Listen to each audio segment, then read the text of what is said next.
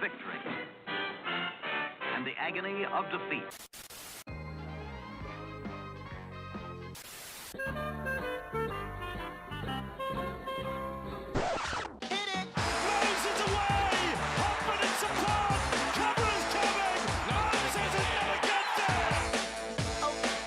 Madison, great ball around the corner, Petticini, he beats them all! Junior Polar out wide, bumped away from Trindle, Sharks coming through, none of them can hold this! Alrighty, let's bring in the big fella. Hello, ladies and gentlemen, and welcome. We're in one piece somehow. Welcome to hang on, where's Craig gone? Sorry. Welcome to what is a very charged instant reaction edition of the Tip Sheet podcast. Eels prevailing in, I got to say, psychotic circumstances out at CommBank Stadium 60s. 38-22 victors on Easter Monday, the traditional game against the West Tigers. No shortage of drama during the game and after the game. There's also some breaking news that we're going to talk about as well that involves tangentially the Parramatta Eels. But, mate, you got out of there in one piece. I was on an emotional roller coaster that entire contest, from some weak early defense to some of the most spirited defense I've seen from our team, even at the best of Brad Arthur's time here. The boys put in a massive shift tonight and deserved the win. But before we get any further, as always, I'll check in on you and we'll do a little bit of housekeeping. How you doing, mate?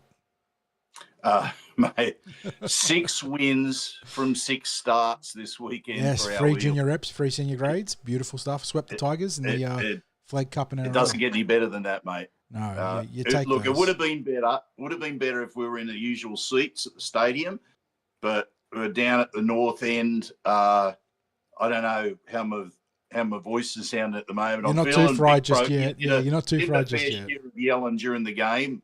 A bit might have been directed at the match officials, but that's another matter. We got a lot to talk about there. My goodness. But look, I'm ecstatic. I'm ecstatic that leading into the bye, that the Eels got this win. Yes, we're about to talk about it in depth, but yeah, just deliriously happy after the game. Quick shout out to our sponsors, Star Partners Real Estate, Auburn, Narellan and Parramatta. I know Greg is over the moon with that, and of course Paraleagues. He might have lost his voice after this one. But we were in the club before the game. It was absolutely pumping, as it always is on match days there. So a big thank you to both of those sponsors. But John, yeah, what a win. Just it was over 26,000 people there. A fair whack of Eels supporters there in the ground.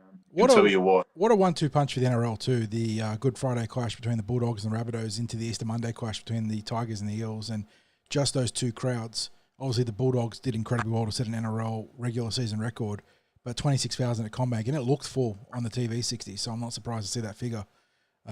Just those two games bookending an incredible week for the Code, so fantastic stuff there. Obviously, not so much fantastic in terms of some of the game's big issues there, with both the Tigers and the Eels, I imagine, having some big gripes coming out of this one. But we'll get there shortly, 60s.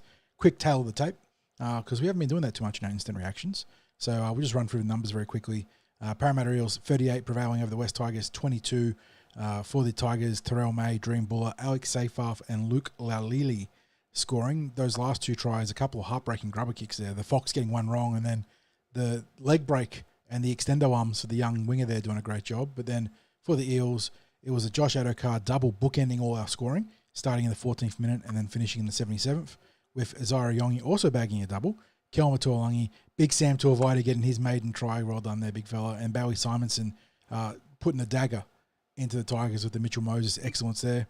Sean Russell and Riley Smith and Mitchell Moses combining for 4 try conversions and a penalty conversion off the boot of Russell for that last one.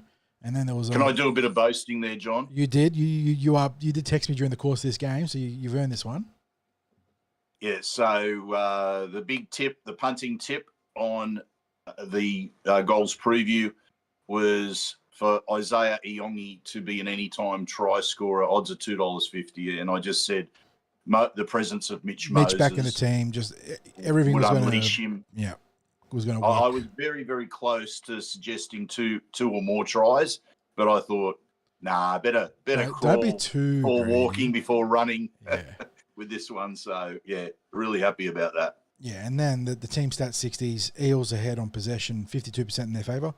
Time possession, just 3 minutes or so in their line of the column, or their ledger of the column there.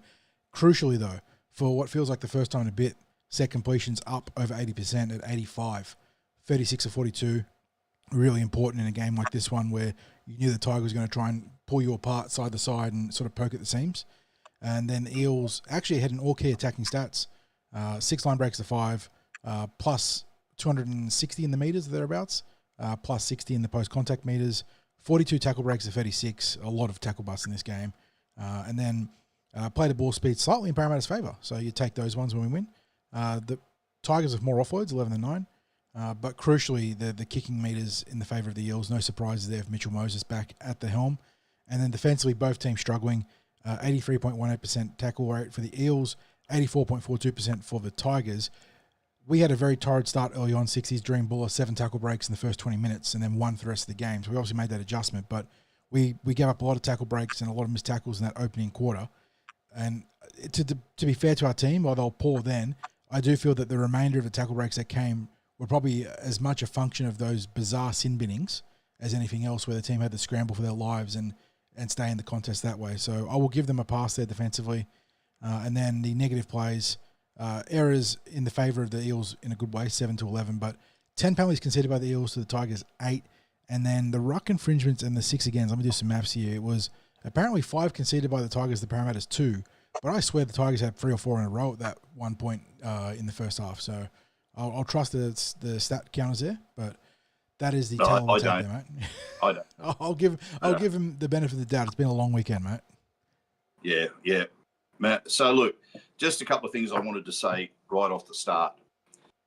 Finally today, we actually saw what Riles and the coaches have been working on during the pre-season. You were seeing all the shape that was there in attack. The try that was scored early on by Kelmer, it was, you've got no idea how often I saw that run in the pre-season, and we just hadn't been seeing it whatsoever in games. Just that line off Moses, or just on the edge of the ruck. And during the pre-season, I know it's internal stuff, but he was almost impossible to stop with that. And I was thinking he's going to have a tremendous season, running off Moses, and just seeing as well that when you've got that threat there, you've also got the threat if you go out the back. And it was just so good to see that today. But what I will say is what I didn't see during the pre-season, but has been a welcome addition, has been Dylan Walker. And just seeing what he is able to do, which takes a bit of pressure off Mitch Moses. He's got that ball playing 13 role, but I mean, he really does play like an extra half. And crucially, I think in that role 60s, he is not looking just to be lateral with his ball playing.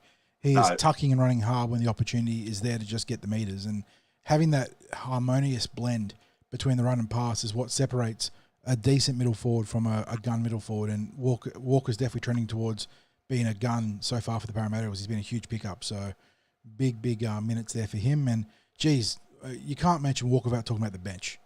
The bench today, just absolutely huge. Luca Moretti, another huge stint from the interchange. But Sam Tuivasa, look, he's been good, but he arrived today. He the try he scores was great heads-up football, picking out Jack Bird. And all of his accusations of bullying during the week, he might have a case to answer to the RLPA. Because Jack Bird's going to be lodging a complaint. He got absolutely bullied today. That was one of the most dominant showings in a one-on-one little matchup you're going to see between a couple of bench forwards there. And Sam relished that. He up until he got that head knock, he was completely in his element, and massive. Look, coming of age isn't the right term, but even the breakthrough game feels like a disservice to how like quality he's been from the interchange. But I think that was a little glimpse into how dominant he could be once he gets his feet under him in first grade proper.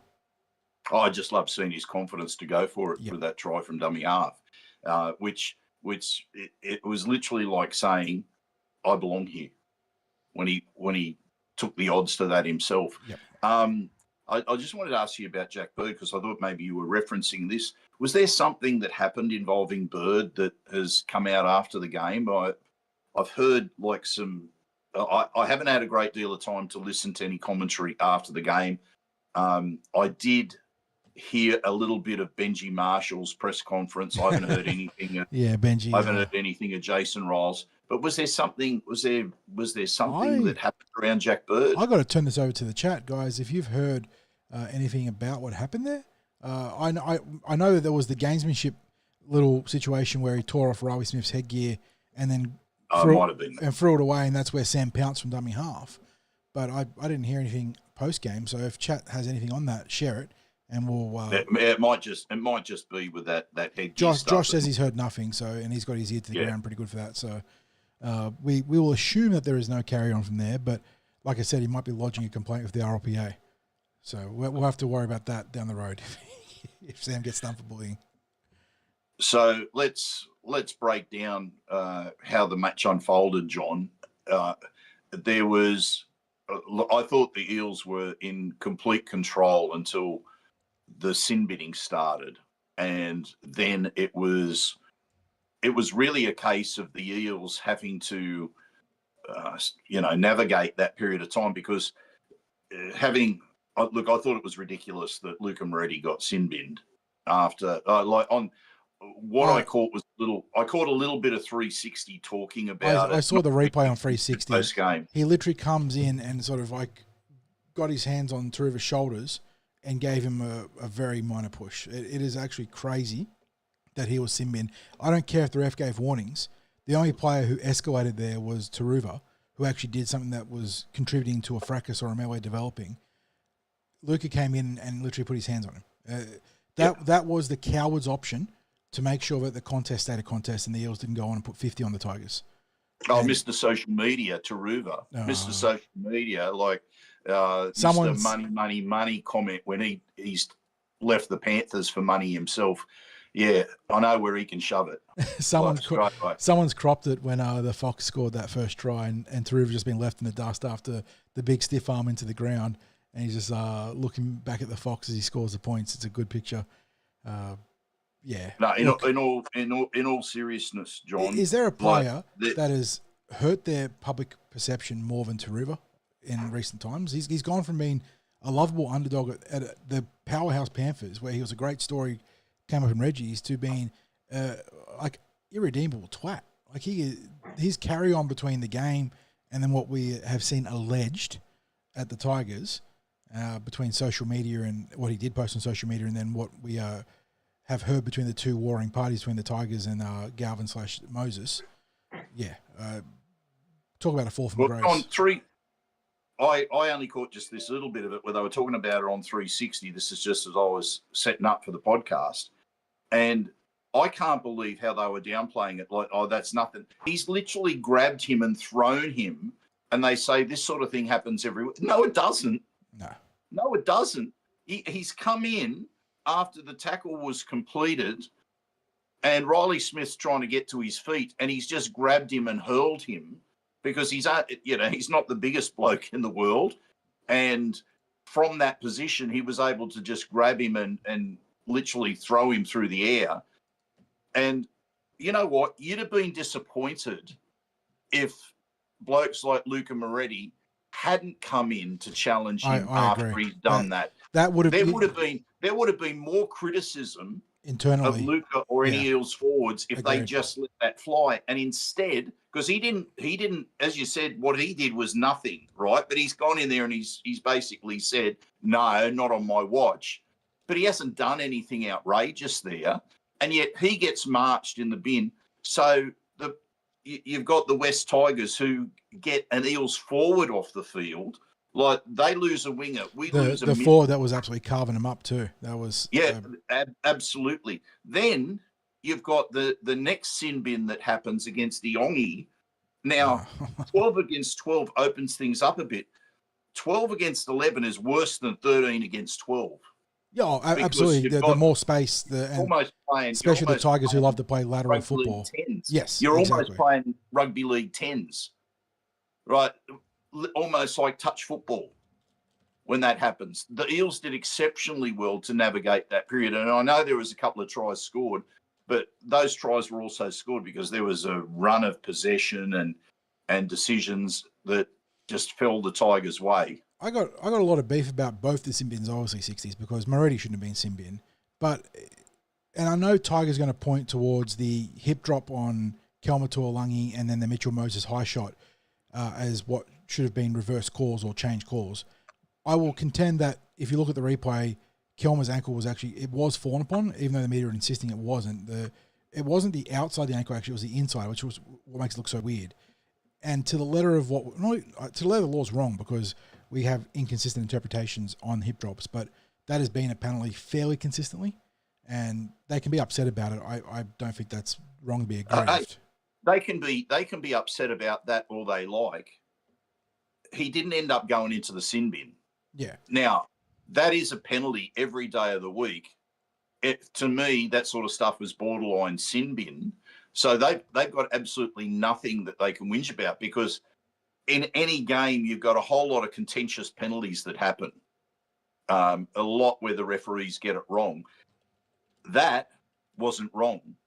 Whether they feel that it was a sin bin or not, should have warranted a sin bin, we're the ones that would be arguing about that.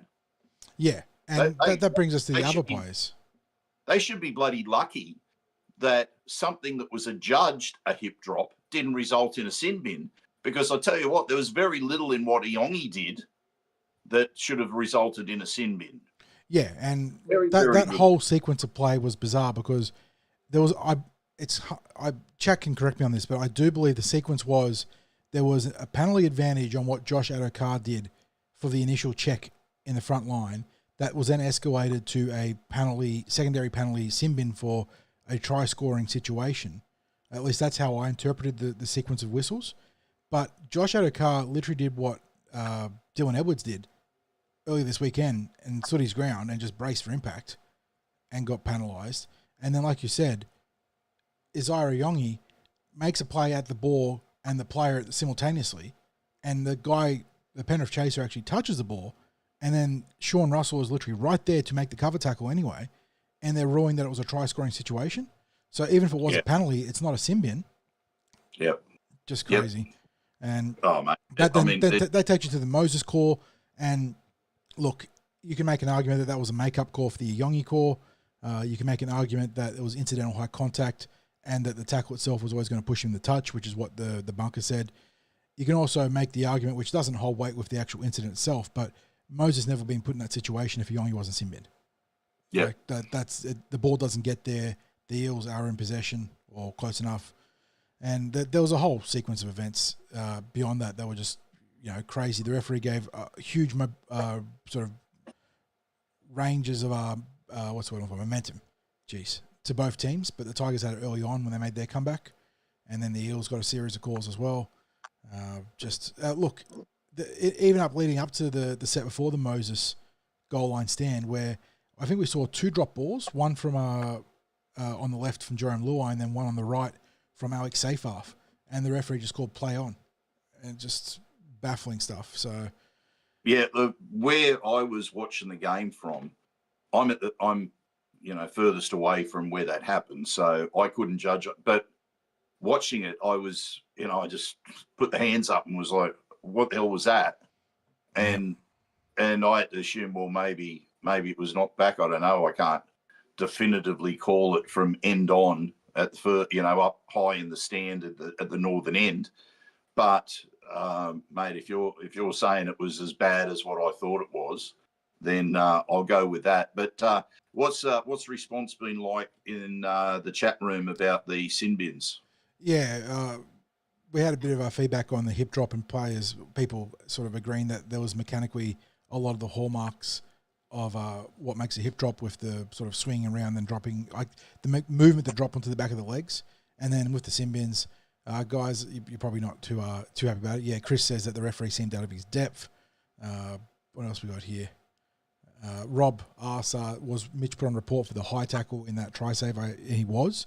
I don't think he's going to have much of a case to answer. At worst, it'll be a fine, you got to imagine, but hopefully no charge. But yeah, any other thoughts before we move on, guys? Because we do have a lot to talk about from this one. It's you don't want to get hung up on the referee, but geez, we've complained in the past where we've had bad losses. Even in Canberra, we dug into against Canberra, we dug into the ref a bit there. But the fact that we got the win, and convincing in the end by virtue of some great tries from Bowie Simonson and the Fox at the end, helps be able to actually confront this with a level head, I suppose. It's very frustrating that. And this let's now leave it. Let's now leave it behind because we've got so much about Parramatta that we want to talk about, and we understand that's not. There was not perfection there or far from it, and there's still a lot that the Eels have to work on. But I think what we saw in this game was just that little bit of Jason Ryle's vision with the team. Yeah. And also, I think I certainly preferred Riley Smith playing from the start of the game. What a difference that made. And they trusted him for 80 minutes, right? Or did Hopgood come on a dummy half at the end? I'm just trying to see. No, because Riley took that kick towards you're right. Riley played 80 minutes. So it's been a few games coming. And that's certainly, we haven't been critical of Riles overly so far because, the cushion of being a rookie coach and learning. But this was one area where we did think he got it wrong. And the fact that he finally started Riley, when that late mail came in and there was no changes to the starting pack and Riley was still there, was a big, just feeling good about that. We tried to get a little bit of mail out of Riley during the week, and he was very coy, very, very coy about that. We'll just have to wait and see. I'll be named there, just have to wait and see. So he had another outstanding game. Some of those terrier-like defensive efforts. There was that one sequence 60s where I think Terrell May threw a reckless offload, and it forced Jerome Luai back, who then threw another crazy offload, and he was just spinning and chase through the tackle attempts and chasing, and then ends up leading to a pressured kick that stopped. They had a tackle up their sleeves, I think, there, and the Tigers had a rush of blood to the head, all because Riley wouldn't give up on the play. And then we saw there was a couple of kick chasers who did the same thing. So huge game for him. Gets his first kicking points as well. Got the stab one over from in front. So we've got Sam getting his first try. Yep. And we've got Riley Smith getting his first points. Yep. So milestone games all around there, boys. Well done to all the young guys there. In fact, it was a great day for pretty much every Eel except for Paul Matt Dory, who came on and then got whacked in the head by his teammate Hopgood, and that was unfortunate. But so is Hopgood on report for that? The way he's lucky not to get sin-binned. Direct forceful contact to the head. No, but thankfully, look, I've got a quick question for you, John, before we dive really deep into Parramatta, and maybe there might be some thoughts that that our punters have there in watching this. I thought today's game emphasised how much the Tigers have got this whole situation wrong this week. They, to me, watching them play, looked like a team that was missing a key playmaker, someone who'd been central to their. Well, you know who would have killed the Parramatta Eels 12 and 11. Oh, yeah. So, for a start, it was like a retributive decision. Yeah. To drop Lachlan Galvin, and they really made the job harder for themselves in not having like someone as good as him, someone who is a difference maker, just leaving him out of the team on the basis that in 18 months he's going to be gone. And it played into the entire week where, for mine, they were just in self-destruct mode with this. So from the start, and regardless of what people think about what's happening in terms of Galvin and his agent, it started off with a conversation behind closed doors, which then ended up in the public arena because the Tigers put out a media statement about it. They could have, at that stage, they could have kept it behind closed doors. Now, whether the agent would have gone and said something to the media, I don't know. From that point, what we seem to have had is leak after leak coming out from the club about what's been going on at training. It's then been backed up by the players, senior players, including Taruva, heading to their social media to express their dissatisfaction, and I'm being kind in saying that, but to have a shot at a teammate.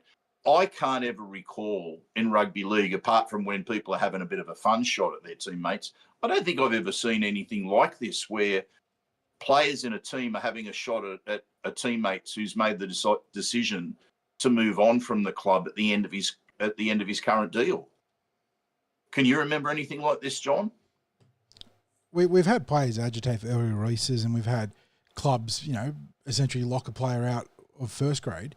They're both not unprecedented in that regard, but the layers of leaks and sort of twists in this saga. I mean, it came out earlier this week or late last week. I guess I forget that it's a long weekend, 60s, and it's not Sunday. That the Tigers, when they were actually negotiating with Galvin, told him or pressured him with, if you don't re-sign, you're going to be playing reserve grade. And that was raised with Shane Richardson, who apparently dealt with the matter internally, which I suppose it plays right into what we're seeing since, isn't it? About a lot of questionable decisions. And you can, as a Tigers fan, I have no issues if you're upset with how Isaac Moses and Galvin are going about business, because they're certainly taking advantage of the situation now, which is a reality of the game. It's not isolated to just this, don't get me wrong. But the Tigers have put it up on a silver platter for Moses and Galvin, and obviously Moses, the agent, being the agitator there, to do this. They have just mishandled this completely. And from the football staff, the football management, to the players, I don't think I've ever seen something like this unfold the way it has. And it has been, even if you weren't considering that Parramatta are set to be the big benefactors out of this, allegedly per the media reports, even watching this as a pure uninvested neutral, you'd be gobsmacked, just flabbergasted at what's happened. And I told you before, 60s, that there was some developing news coming out from the Sydney Morning Herald that is relevant to the Parramatta Eels. And it's I think it's Michael Chamis alleging that the Dogs are out on Galvin, who were Parramatta's primary competition for his signing, but also that more players have come forwards about the workplace or playing conditions at the West Tigers. A couple of young guys in Justin Matamua, who is not managed by Isaac Moses, and Brandon Tamuff, as well as ongoing investigations with the handlings of Dave Clemmer, John Bateman, Jacob Miller, Solomoni Fa'atape, who is still at the club. So I don't know what's going on there. So this is not an isolated incident now for the West Tigers. Yep. And you have to think, if it's not one thing, it's another with that club.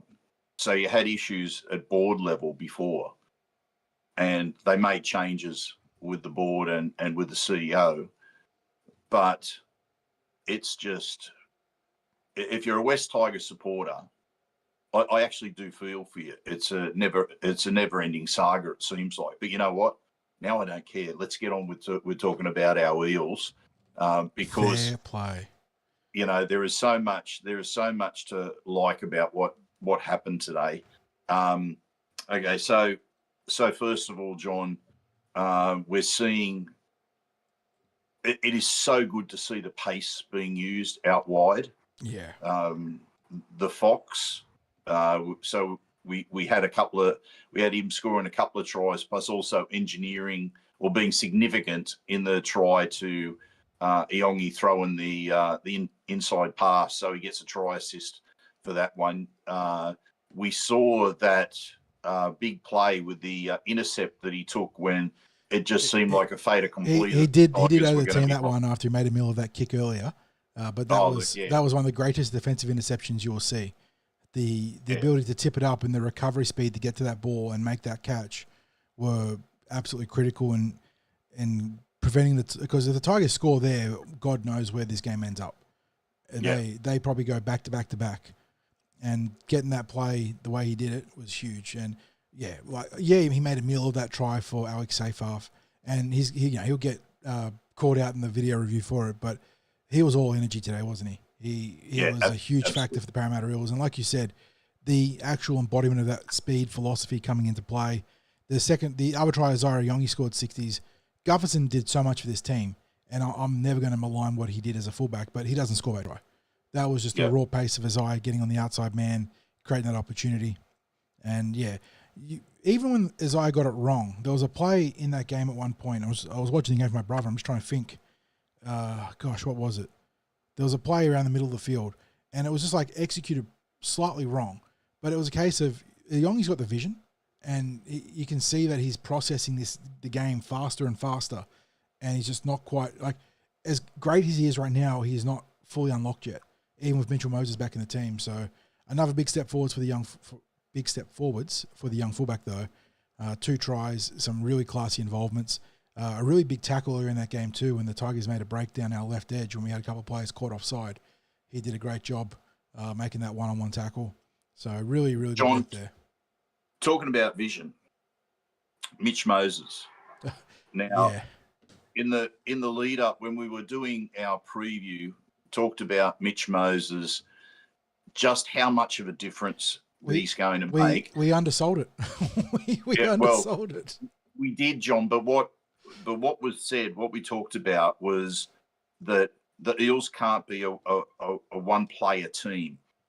He's going to bring aspects to the Eels game that have been missing in the first few weeks. However, things like he's going to bring the kicking game, but the chase has to be there from them. He's going to get the team running better shapes, but the players have to actually be running those shapes and running those lines. He's probably going to be helping to organise edge defence a little bit better, but the players have to execute the tackles. There's a whole lot of stuff that he's going to be talking more. They've got to be listening, right? So every part that he had to play, the players had to also lift a notch. And I thought that they really did that today. So, how influential was he? Let's go to that, probably the match-winning try. When the ball comes into his hands and he just looks up and goes, there's no one home over in that corner, waits the kick perfectly for Bailey Simonson to chase through and get the match-winning try, then steps up to take a kick where he hasn't kicked all day and nails it from the sideline. You just couldn't have got, a better statement about him just then. And look, I just mentioned Bailey Simonson just then. Run meters today, 200 run meters from Bailey. And you know what? Every one of those runs was quality. They only had him down for 73 post-contact meters. I thought we would have more post-contact meters than actual running meters, 60s. He was driving. He was driving the Tigers defenders back of his leg speed every carry. And the other thing he didn't mention, but 10 tackle busts. He was causing them all sorts of issues with his ability to stay on his feet and beat the initial defender. And we had that spectacular take in the air where he nearly scored as well. Just a phenomenal all-round game from Bailey, who has come back looking better. He was playing good football before the ACL, but he's come back playing even better football, it feels like. So really well done to him. A great story too for the Parramatta Eels. He is a wonderful individual. Anyone that's had the chance to interact with Bailey will know that he is a legitimately nice person. So it makes it that much better to cheer for him when he's killing it out in the field. Oh, he's got the respect that he has for supporters is it's up there with the best of players. So, and look, the Eels are doing a terrific job this year in engaging with their fans.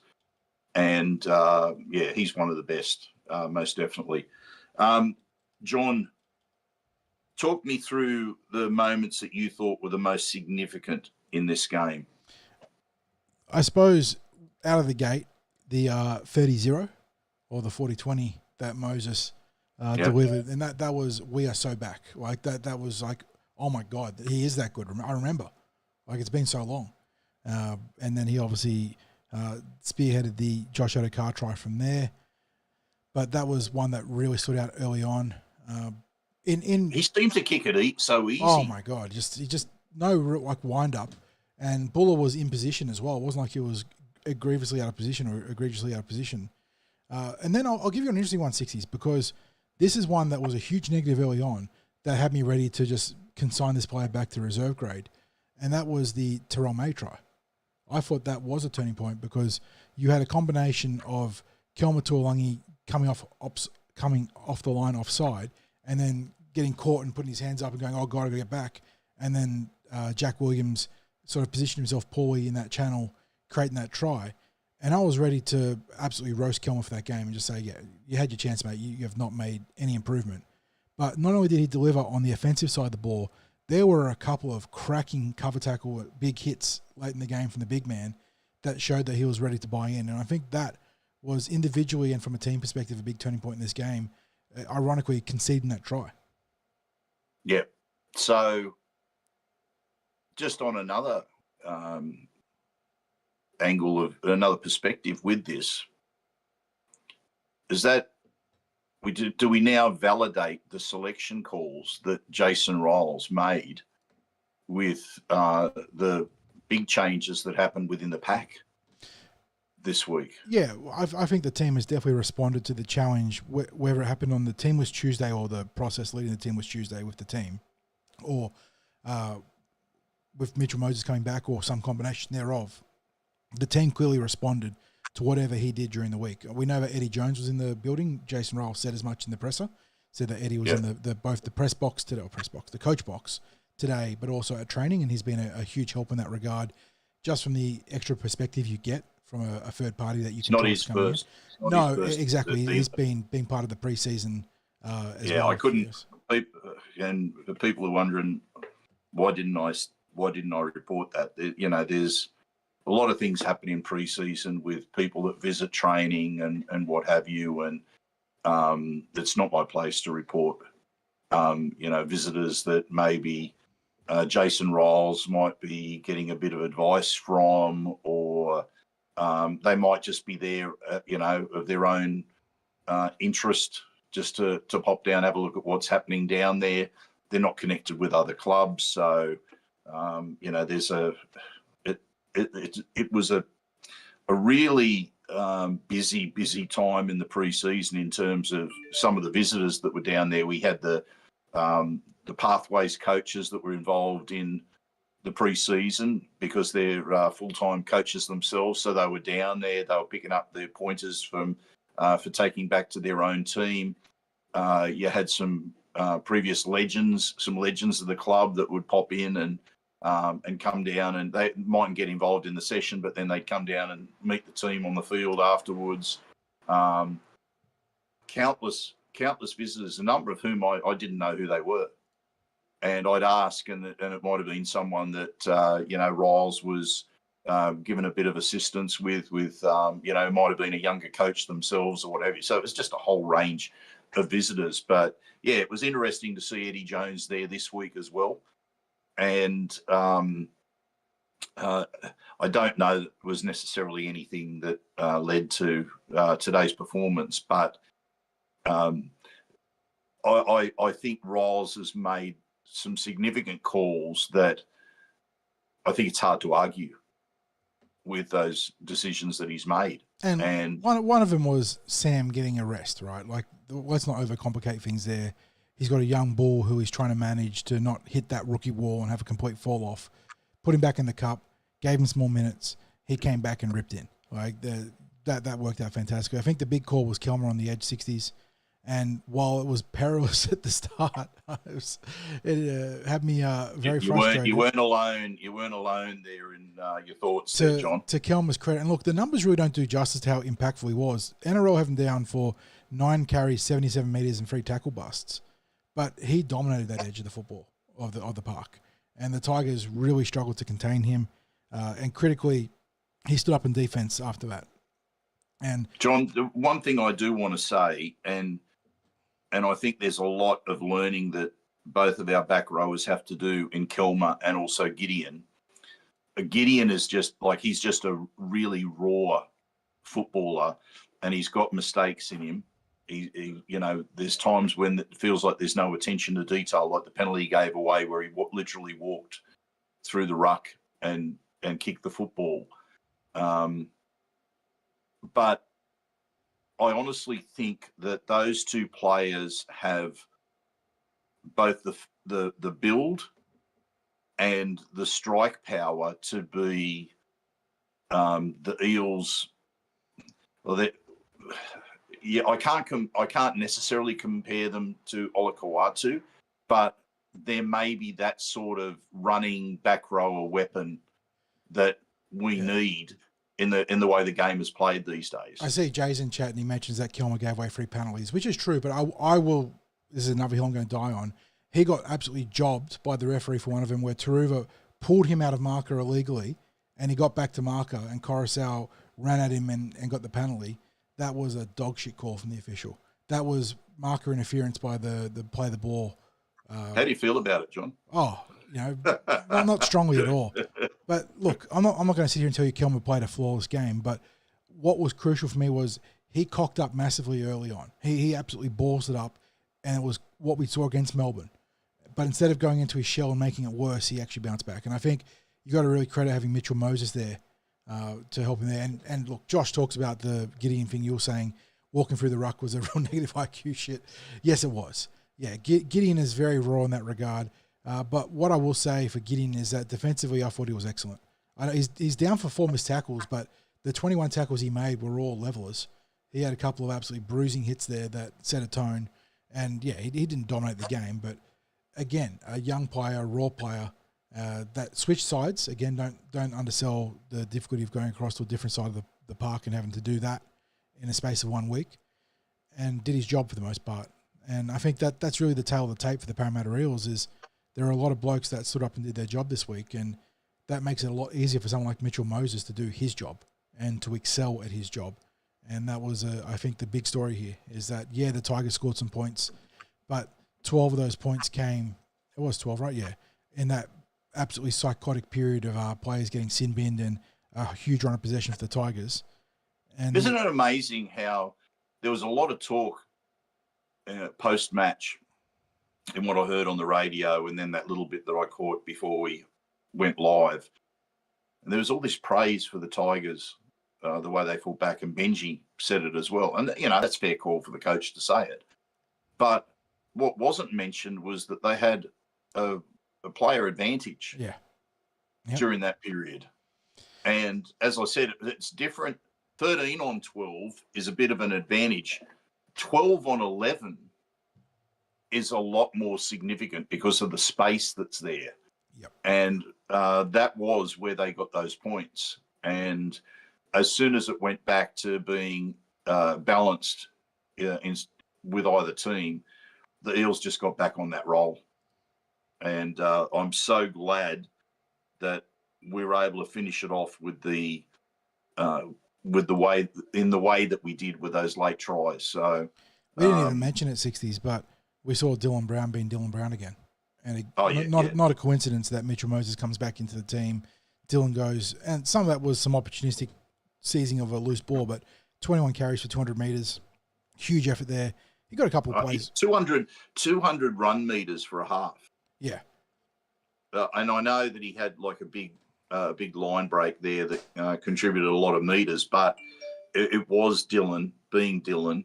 And it's funny, John, because when Dylan is Dylan, I think there's many times where it's overlooked, like what his contribution to the team is on those days. I don't know whether it's necessarily taken for granted, but he will have big days like today where he didn't score any tries, but his presence out there was highly significant. So, there's been a lot of talk of, if certain things play out and let's say a particular halfback /5'8" that's floating around in the NRL looking for another home ends up landing at the Eels this year, what would happen to Dylan Brown. Would he be given an early release to the Knights? My understanding is Dylan Brown doesn't want to go anywhere this year, and is pretty keen to finish out the year at the Eels.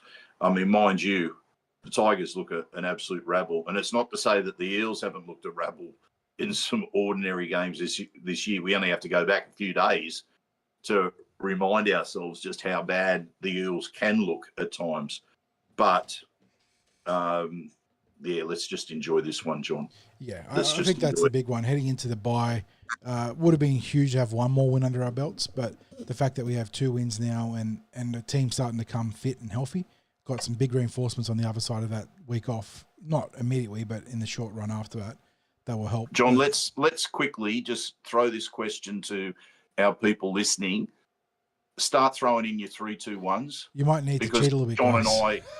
John and I are just about to talk about that now. I had a suggestion from my footy private chat saying that we might need to ramp it up to 6 or 12 points this week with the amount of big efforts that were in the game. So yeah, look, I'm looking at this and I'm thinking there are going to be some players that miss out. So but I'll be the coward and I'll throw to you, John, who gets you 3 points.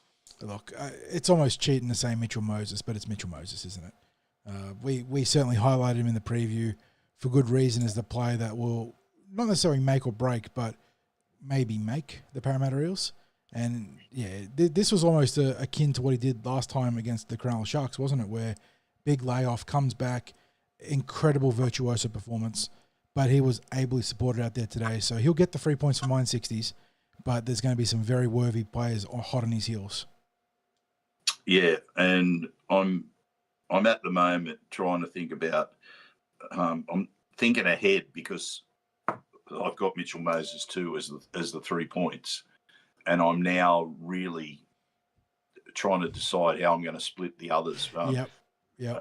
Look, all you have to say about Mitch Moses is he is a class player. He's a difference maker, and today he was both of those things: the class player, the difference maker. Yeah, Josh Adokar, I believe, waxed lyrical in maybe it was Triple M post-game interview with him. I've seen the sort of transcript that put in a Twitter image format, and he like you said, it blew my mind how influential Mitchell was. You know, I've never seen that before, and he's played with some good players, and he's gassing up a team out a bit there too. But that is prime Mitchell Moses right there, and the reason why he is hailed as one of the best halfbacks in a very good era of our playmakers for the code. Yeah. By the way, who nearly took out the Fox as well in the try celebration? Sean Russell came in. He was dusty. About gave him a flying clothes hanger. It was, yeah.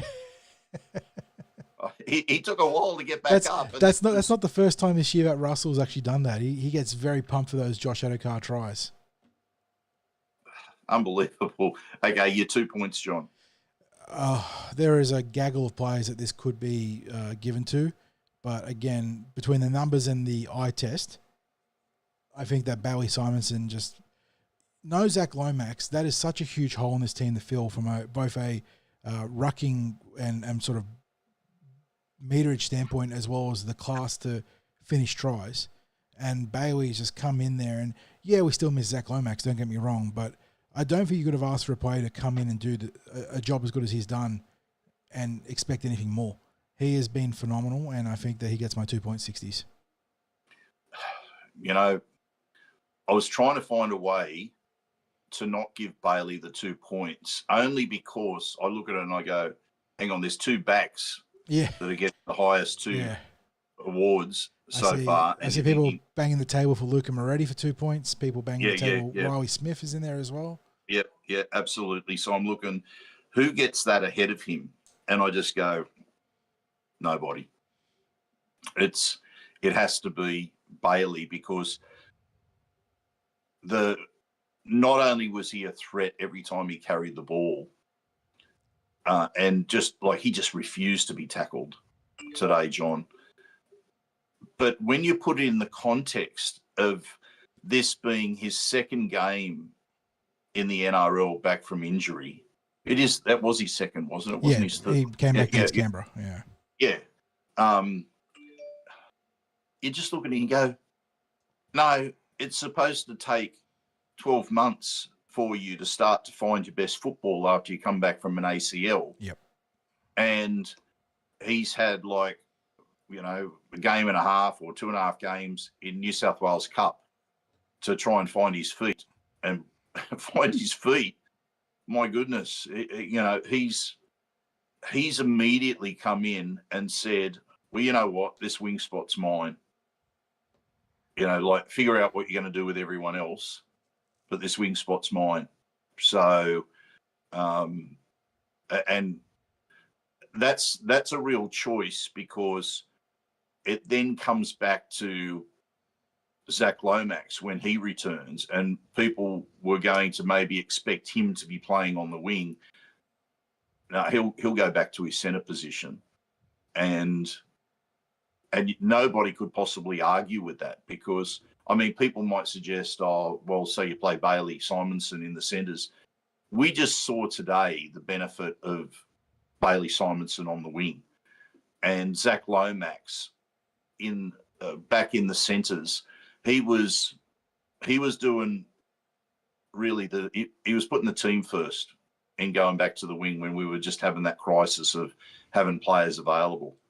So, yeah, he gets the 2 points. John, you won.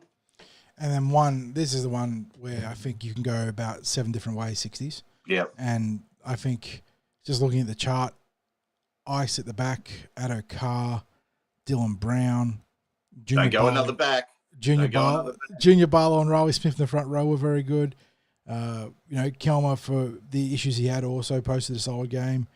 But then you look at the interchange, and I think that's where the game really was won. And I think you've got to give it to one of Walker, Moretti, or Tuivasa, 60s. And that feels so mean to see someone like Dylan Brown put 200 metres down the ground and have the involvements he did and say, no, you don't get a point, mate. But or Isaiah Young at the fullback role, scoring 2 tries and great involvements around the park. But for the sake of, even though I think that in terms of pure influence, maybe Walker and Moretti were more important, I think on the basis of scoring that try and just the violent tone he set from the kick returns and the complete domination of Jack Bird, I got to give it to the young bull. I think that Sam deserves my 1 point. Yeah, it's a good call. And every one of those players that you just mentioned, then you could make a case for them for the 1 point. So I'm sure there's going to be a spread of points from our listeners. You're getting called out in chat by a couple of your offsiders, mate, saying you got to stop talking about Bailey. You'll put the mockers on him. Chanel and Rob are in chat there. Yes, I know. It's the jinx factor from me is it's powerful. But I'm actually going to go with Riley Smith. Yeah, that's today.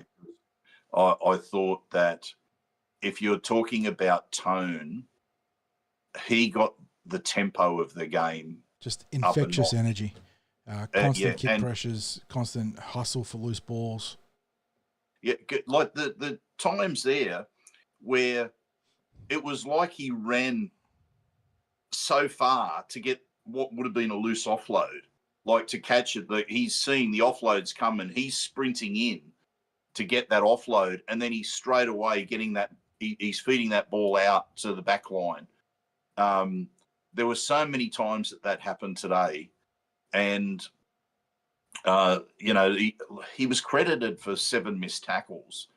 And I know there was a couple of times where he might have got bumped off, but the other times where he was just, as you said, John, there were effort on effort plays in defence where he was just chasing, and even in those instances, there was a couple of times where he was bumped off, but then he kept chasing, and he would be the one that made the shutdown tackle. So, yeah, he gets my 1 point, but my goodness, how on earth I can't find a point for Iongi, Dylan Brown. Which is why I got the suggestion maybe Moretti. we need to up it to 6 points this week or even more. It was that sort of game where just a whole bunch of the Eels stood tall in incredibly challenging conditions because of how the backdrop of the officiating in this game played out. And I thought that the Eels showed as much character in this game as they've shown in a long, long time to dig deep. Yep. 12 on 12, but then 12 on 11, and with all the running going towards the West Tigers. And yeah, the Tigers end up scoring 2 tries off kicks, by the way, so they weren't actually breaking the line. But the committed goal line stands, Mitchell Moses' effort, and then the efforts across the park from, like I said, Kelmer to Along and a couple others in that period were critical. So really well done to the boys. Okay, John, what are we seeing there in terms of the points? From Yeah, we saw a lot of the same. Got Brent saying 3-2-1 Moses, Tuavidi, Simonson. Bailey features a lot there. Moretti's in there as well. Mitch Bailey Iyongi from Riverside. We got Rachel saying it's Mitch Iyongi Adokar. Sinkers, Moses, Smith, Bailey. So we got Rob with Moses, Moretti, Riley. So a lot of consistency here. Evan says Riley 3, Moretti 2, Moses 1. What else do we have? See Moses 3 from Michael there. Good to see you in chat, Michael. What else? That seems to be the general consensus there. What's our mate Jay come up with? Has he come up with anything? Jay, you in here still, mate? It'll be good to see your points. I'll give him a few seconds to maybe reply if he's still here, if he hasn't attended to more important things, which, to be fair, on a Monday night, there's probably a few higher priority things in the tip sheet. But we do appreciate everyone, all 74 of you right now, coming in here and enjoying a huge win for the Parramatta Eels with myself and 60s. In the meantime, while we're waiting for Jay to maybe reply, Paul says Simonson will go to left centre, replace Russell. Bailey looks like he's bulked up his upper body while out injured. The one thing I would say about putting Bailey to the centre 60s is that it keeps Will on the right centre slot. That's probably the biggest advantage there, unless you're going to play Zach Lomax at left centre. And that'll be something that we have to wait and see coming out of the bye and a bit beyond maybe how that plays out. But that would be the big positive for mine because Bowie's doing such a bang-up job on that wing right now. Yep. So just very quickly, we might start to wrap things up here. We mentioned at the start of the show that we had 6 wins from 6 starts for the Eels this weekend. Yep. If people didn't catch it, 3 junior rep teams were in action on Saturday. The Lisa Fiola Cup and Tasha Gale Cup in the girls. Both those teams were playing and defeated the Panthers. And in the boys, in the SG Ball, the Eels played the Storm, got the chocolates in that one. All 3 teams go to the grand final qualifiers next week. Big task ahead for both girls teams. They take on the Bulldogs in those matches, and the SG Ball takes on South in their one. We had victory on Saturday as well for the Jersey Flegg team. They've only lost 1 match this season. That was actually against the West Tigers, and they played the West Tigers for the second time on Saturday, got the money in that one. And then today we had the Eels in New South Wales Cup defeat the West Magpies. What was it, 22-10, John? Yeah. You got any quick comments on best players in the because we will talk in the news podcast tomorrow about that, but any particular players you wanted to shout out from New South Wales Cup today? I thought Madison looked pretty handy in the Cup 60s, so he's putting his hand up for another stint in first grade, hopefully there. From what I saw in the second half where the Eels didn't score points, Joash had some nice involvements, but we just couldn't tack onto that lead, but did enough in the first half, and then defensively were outstanding, so it didn't lead to too much pressure. Jordan Sanrani with some nice touches, which is good to see. The senior players did okay. Greg had some good moments. Matteelli scored a try working for Madison, which was good to see. Kane Kalach off the interchange again. He's been a low-key nice addition to the team 60s. Yes. And I don't know if he's going to push for higher honours, but he's been one of those guys that you just need to fill out your roster in the reserve grades. Then in the junior reps, the Jersey Flegg, before he got injured, Arpa Twiddle was absolutely killing it. Rob asked, have we heard what happened to Arpa? I believe it is a wrist issue, and we'll have to wait and see how severe it is, because wrist can be a sprain for a couple of weeks, or it can be actually 3 months out sometimes if it's a bad break or whatnot. And the fact that it was slung into a jersey is never a good sign, but he was tearing the Tigers apart prior to that injury. But again, when you score 34 points, chances are there's a few contributors, and I thought that Moe Al-Madine, Brad Avery, Matty Hunter and Josh Lynn all did a great job across the back line. Front row again, outstanding. Nemio and Brown alongside Jack Hudson. Dom Destrada showing his flexibility 60s. Started at the back row position, then covered centre in the wake of that Twiddle reshuffle. Then we go to the interchange where I thought Iyeti Samuelu was phenomenal. Played with his hair on fire, completely tore the Tigers pack apart, and was probably the big difference between the two teams on top of all those other efforts I mentioned before. Well, mate, it was probably one of the best weekends in terms of results that the Eels have had in some time. It's normally great. Just needed the to get mats. three That was it, grades. mate. Yeah, the mats in action. And great to have that sort of weekend coming into the bye. Of course, we still have Eels matches that will take place next week, but we do have that NRL bye.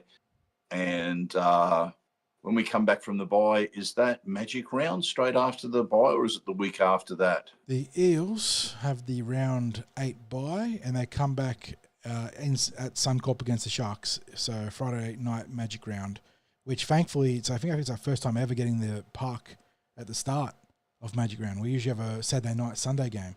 So we'll get the surface relatively in one piece there with the purple slot Friday night game. So we take those ones. So it's, Cronulla coming out of the bye. Then we have the Dolphins coming to town on the Thursday night. And that's going to be a busy day for me and you because we got the pre-game, as always, live at Sterlos. And then we're going to be doing some work with the Blue and Gold Alliance the following morning with the old boys. So it'll be a lot of fun. And we're hoping to bring a lot of fun. But as you say, it'll be a big day. Yeah. Big 2 days with that one. John, just very quickly, I was just going through some messages that were sent to me, and I don't get much time to go through text messages during match days. But I did get one from my mate Colin, who's a West Tigers supporter who was there at the game today, and his observation was simple. He just said, Dylan Brown is a different player when Mitch Moses is on the field, and he can just play his role. Well, you want to. You've got great commentary there. You've got that coming from a West Tigers supporter observing that. So bit of controversy to finish this podcast on 60s. Just getting Michael Formosa posted that Kelm was up for a 3-game suspension, so I went and chased it up. Yeah, Kelm Tuolangi facing 3 to 4 games out with a grade 2 shoulder charge from what I believe was that initial tackle off the first hit up of the game. What?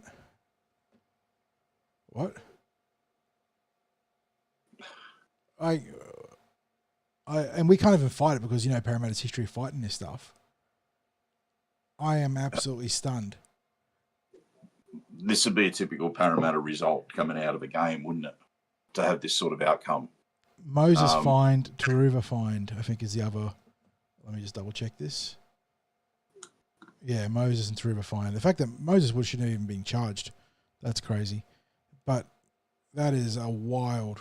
The MRC, we talk about, cutting the head off a chicken and putting it onto the roulette table. It feels like it, doesn't it? Like that is. Is that carryover? Is that the reason that it's? Well, dude, don't your status gets reset every year under the new system? Because it used to be that you'd have carryovers from previous years, but they redid the system, and I thought you get a reset every year. And he's only played the one game prior to today, and he didn't get charged in that game. So if that's the case, if it's like you said 3 weeks? 3 with an early guilty, 4 with a contest and fail. That's one of the bigger charges of this season. Yep. Isn't it? Yep. Like, that really is one of the biggest charges of the season. I'd have to have a look at the video of that. But they'd have to think about challenging in terms of a downgrade with that. That just doesn't seem right. So, I mean, look, the discussion, and we'll get into it on Team List Tuesday, I think, but just very quickly, you'd be thinking that probably Ryan Madison would come into the team. Yeah, Madison, a pretty common sense. It's not a like for like, but you can kick Jack Williams out to the edge if you need to. You could play Madison on an edge, I guess, but you probably want him in the middle. So, yeah, we can have a little bit more of a discussion about that on Tuesday, because the news podcast tomorrow night, we won't be going through like a Team List Tuesday. There's nothing from an NRL perspective, No. nothing really to speak about in that. But there'll be plenty of news that we'll be talking about. So, John, the only other thing I just want to say is thank you to the people that always come up and say hello. We weren't doing the podcast today, but had a lot of people say g'day in the club, and then going over to the ground and what have you. Really appreciate that. Also, we met some people today at over at the club. We were able to catch up with Chris Ricketts as well. So we got to not just spend a bit of time with Chris at training through the week over from Austria, but also spend a bit of time at the club having a few drinks with him. He just casually mentioned as well, John, that I think he said he's going to Wrigley Field this Saturday. So just casually drops it because he's heading over to America. Prepping for his Chicago life. Yep, I like it. Yep. So he introduced me to Jaden from Melbourne, and Jaden, I'm going to apologise for getting your partner's name wrong. Sometimes my mind is like a sieve trying to remember names. I think it was Charisse or something like that. But anyway, mate, lovely to meet you and your partner today. Enjoyed sharing a few yarns and a couple of drinks with you, mate. So, and thank you for listening to the podcast. Great to see Jay in the club as well today with his family, his lovely family there. And apart from that, John, shout out to all of the people who have tuned in live. We really do appreciate that. Sorry for not getting through as many questions as usual, guys, but there was a lot to talk about in the game, and we don't want to keep you here for 2 hours just for an instant reaction podcast. You know what? I was just thinking, John, maybe what we should actually have is a Q&A podcast in the next week or two. Maybe it's something we can do with the Eels not being involved in the NRL this week with their bye. Maybe we can throw to a Q&A podcast, live podcast. But as I said, thank you to everyone who's listening now, or people that are listening on delay or watching on delay. Thank you to Star Partners Real Estate, Auburn, Narelle and Parramatta Leagues Club, the home of the Eels. John, thank you. And, mate, I'm going to say this with a bit of passion. Go you mighty Eels. And shout out to my boy Oscar Piastri for back-to-back wins in the Grand Prix. Good stuff. All right, guys, thanks for tuning in.